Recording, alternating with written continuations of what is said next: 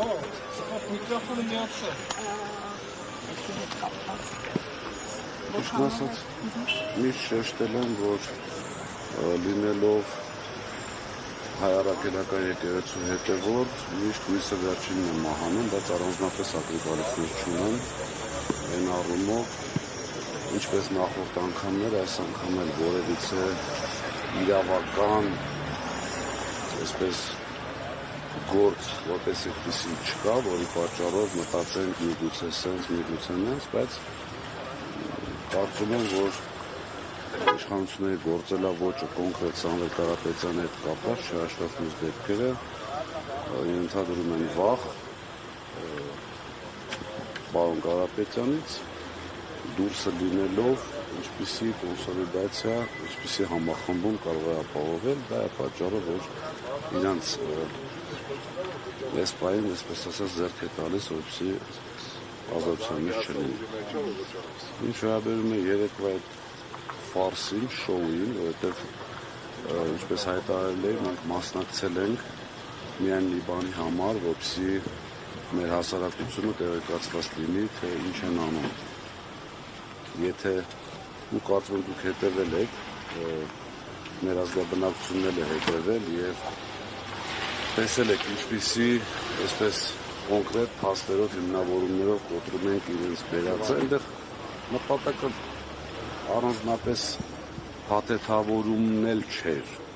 այնքան դատարկ, այնքան սուտ, հասարակ օրինակ բերում են վկաների ցուցմունքներ ընդհանրեն մեր աշխատակիցների նախկին,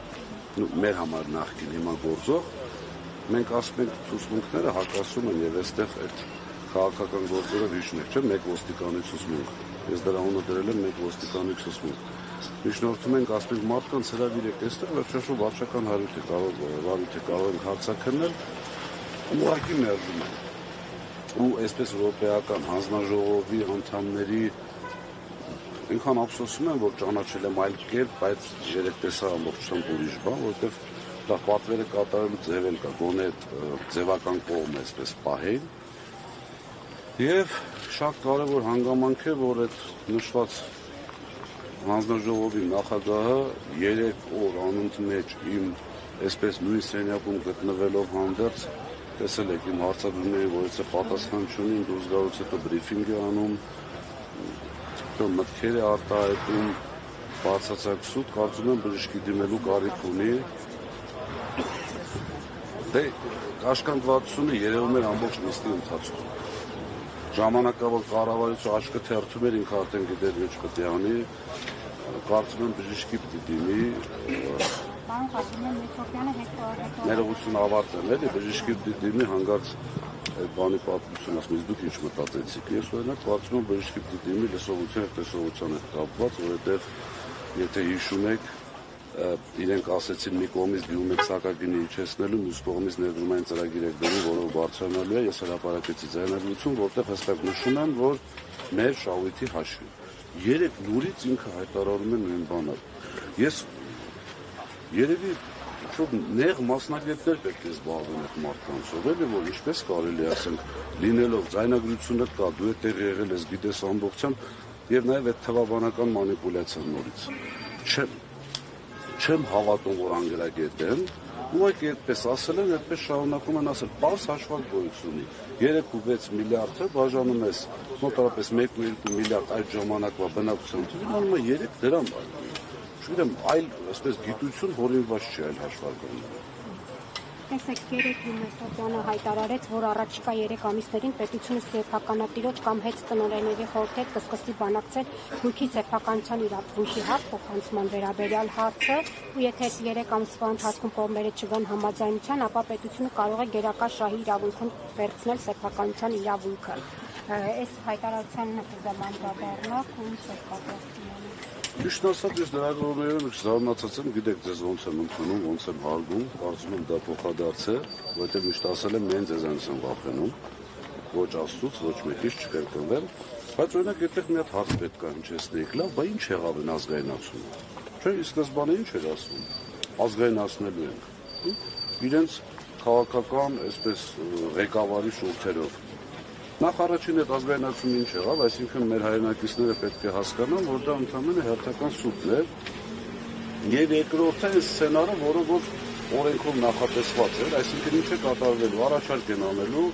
սեփականատերը համաձայնելու դեպքում գործարքը կատարվելու, չհամաձայնելու դեպքում աշխատելու գերակաշարի վերաբերյալ օրենքը։ Գերակաշարի օրենքը ենթադրում է միջազգային անկախ գնահատող գումարած 15%, այսինքն այդ գնահատականի գումարած 15% այդ արժեքից, որը վճարվելու է սեփականատիրոջը։ Հիմա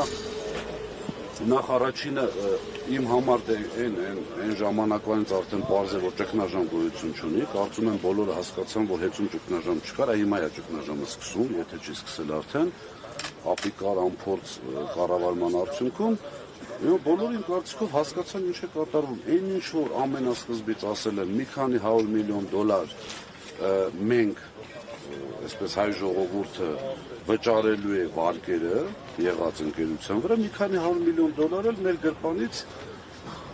բոլորի վճարելու են սեփականատիրոջ, այսինքն ընդհանրապես մի այսպես քաղաքական քինախնդրության պատճառով, այսպես ասած ընկանք պատկի տակ են։ Հիմա չեմ պատկերացնում գնահատականը, այսինքն ժողովուրդը պետք է հասկանա, թե ինչ կատարվեց եւ ինչու ամենակարևորը այդպես պետք է լիներ։ Եթե իրականում ճգնաժամ լիներ, ես կհամաձայնվեի իշխանությունների հետ, այն առումով, որ այո, դե ճգնաժամը վերցրել են կառավարում են ռազմավարական օբյեկտ է եւ այլն, բայց բոլորս տեսնում ենք, որ ճգնաժամ չկա։ Այսինքն քաղաքական process-ը ի սկզբանե։ Պարոն Ղազնինյան, գին կա, թե ինչ արժեհեց է, օրինակ մի քանի օր առաջ վարչապետ Նիկոլ Փաշինյանն ասում էր, դե գին կասենք, կմտածենք, եթե օրինակ թանկ լինի, արդեն կփորձենք ինչ որ մասնավոր ընկերություն գտնել։ Ես զարմանում եմ, որ դուք այդ հայտարարություններին հետևում եք, որ մի հայտարարությունն է եղել ճիշտ։ Պարզ, նույն ձեր կողմից նշված անձնավորությունը շատ լավ գիտի մոտարկված արժեք է, այսպես ասած շուկայական շատ լավ գիտի, որ պետությունը չի կարողանալու դա ձեռք բերել, այսինքն ներգրավելով $100 միլիոն այսպես արտաքին պարտք ևս, իմ կարծիքով իրենց պլանը խաղաքարտերը խառնվեցին, որովհետև Սամվել Կարապետյանը չգնաց գործարքի, իրենց նպատակը առաջին հերթին, որպեսզի գնար գործարքի, չգնաց գործարքի, որից հետո արդեն գնացին այլ ճանապարհով, միշտ ասել են ոչ մի իրեն հարգող անձնավորություն կամ բարի համբավ ունեցող կապ չունի միջազգային թե ներքին կազմակերպություն հեծը չի գնել։ Այստեղ կա այսպես բարոյական կոդեքս, չի լինի միլիարդատեր մարդու ձեռքից խլածը մեկ այլ ինչ-որ կազմակերպություն, որը տիրապետում է ֆինանսական ռեսուրսների, չի գա վերցնի, այստեղ արդեն իմ ասածն է, որ ուժերին է կամ որ երկրներին ձեռք տալիս սա ձեռք բերել։ Այսինքն կասկածում եք, որ այստեղ իրենց սրտի օլիգարխներից մեկին կգտնեն եւ նա էլ կգնի այդ։ Դե ստիպելու միջոցների վրա իրենց չեմ կասկածում, իրենք այդ գործիքակազմին տիրապետում են շատ ավելի լավ, քան բոլորը ընդհանրապես միջազգային այսպես փորձով, բայց գիտեք, այնտեղ պայմաններ կարող են լինել։ Ասենք իրենց օլիգարխին ստիպում են գնելու, նա ասում է, չէ, չգիտեմ, գալիս են ինչ-որ պետական երաշխիք, եթե գիտեք, պետական երաշխիքի մասին օրենքը փոխվեց եւ պետական երաշխիքը այլևս չի համարվում պետական պարտք։ Ժամանակին, երբ որ պետությունը պետական երաշխիք էր տալիս, դա գումարվում է պետական պարտքին։ Հիմա այդ խնդիրը վերացրել են, իմ կարծիքով կտան, եթե այդպիսի համաձայնություն լինի, կտան պետական երաշխիք կգտնեն, որը ոչ մեկ չի տեսնի, կվերցնեն, կտան այդ համապատասխան անձին, այդ թե ինչ է լինելու դրանից հետո, այդ արդեն նորից կրկնում եմ, ես չեմ ուզում իմ այսպես ամբիցիաները բավարարելու համար վատ լինի մեր երկրի վիճակ, անկախ նայած ով է ղեկավարում կամ բան, աստված սխալվեմ, բայց կարծում եմ, որ շատ վատ է լինելու այդի վիճակը, մի ապացույց էլ գումարած դրան 3 ուղիղ հարց է տրվում, ասում է թանկացվելու է թե չէ ոսանքը, ինչ է պատասխանում անձնաժողովի նախագահը, ուղղակի ծիծաղելի պատասխան, հաշվի առնելով, որ սա աննախադեպ է, աննախադեպ գործընթաց է, բառերը կարող է այսպես չսուտեն, բայց միտքը հաշվի առնելով, որ աննախադեպ գործընթաց է, ոչ մի ռիսկ չեն բացառում։ Այսինքն ուղղակի վախեցավ հայտարարի, որ չի բարձրանալու սակագինը։ Այն դեպքում կրկնում եմ բոլորի համար, Սամվել Կարապետյանը հայտարարել էր, որ 10 տարի չենք թանկացրել եւ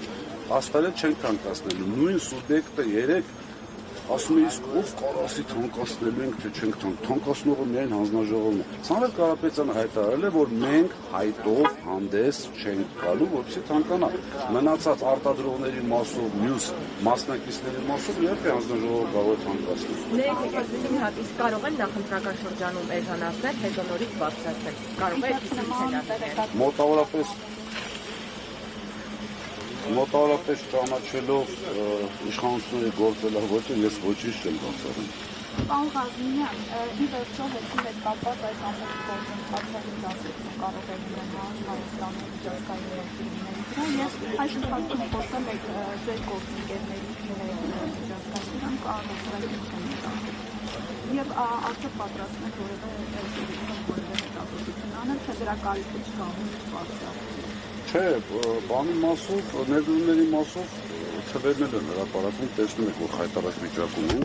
որպես այդպիսի ներդրում չի կարող լինել, բայց նորից կրկնում եմ, գիտեք,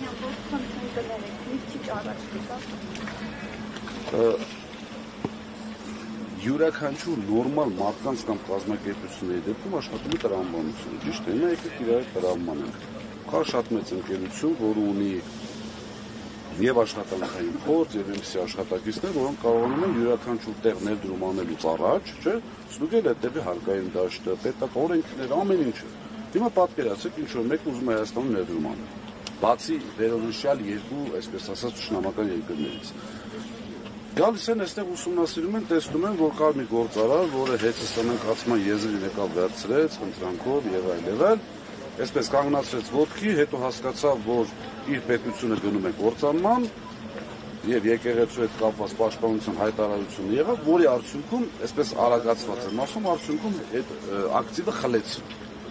Հիմա ես հարցը ձեզ եմ տալի, դուք պատասխանեք։ Որևէ միջազգային ներդրող, ելնի դա անձ թե կազմակերպություն, այդ ամեն ինչը տեսնելով ներդրում կանի։ Բնականաբար չի անել։ Հայ ՍԾԿ-ի որոշման հետ բողոքարկելու հնարավորություն կա, բողոքարկելու հետ ինչ է կանելու։ Ես բազմաթիվ անգամ ասել եմ, որ իշխանությունների մանիպուլյացիան, որ տեսեք Սամվել Կարապետյանը դատի է տալիս պետության եւ այլն, խնդրում եմ մեր հայրենակիցներին, որպեսզի հասկանան մի բան, մենք երբևիցե չենք նույնականացրել իշխանությանը պետության հետ։ Այս ամեն ինչը մենք անում ենք իշխանության դեմ, այլ խնդիրը հետո միշտ ասել եմ, Սամվել Կարապետյանը միանձնե պետք է որոշի հաղթած այսպես քեյսերի հետ ինչ պետք է արվի, մենք մեր պայքարը շարունակել ենք, որտեղ բացահայտ անարդարությունը եւ ձեզ այսպես մի փոքրիկ երևի թե պարոն Կարապետյանից դից կնեղանա, որ ես դա ասում եմ, բայց այսպես խոսակցությունների մակարդակով ու ինձ ամենայն դեպս տեղեկացվել եմ, որ Սամվել Կարապետյանը ամեն դեպքում մտածում է, որ ոչ թե իր ակտիվի մասին, սա առաջ անգամ ասում, եւ ինձ այսպես հասցրել է, որ մենք միևնույն է պետք է պայքարենք, որովհետև հեծը վերաբերվում է ամբողջ ազգին եւ սրանք հեծը վերելու են այն վիճակին, որ տուժելու է ամբողջ ազգը։ Հենց դրա պատճառով էլ պայքարել ենք։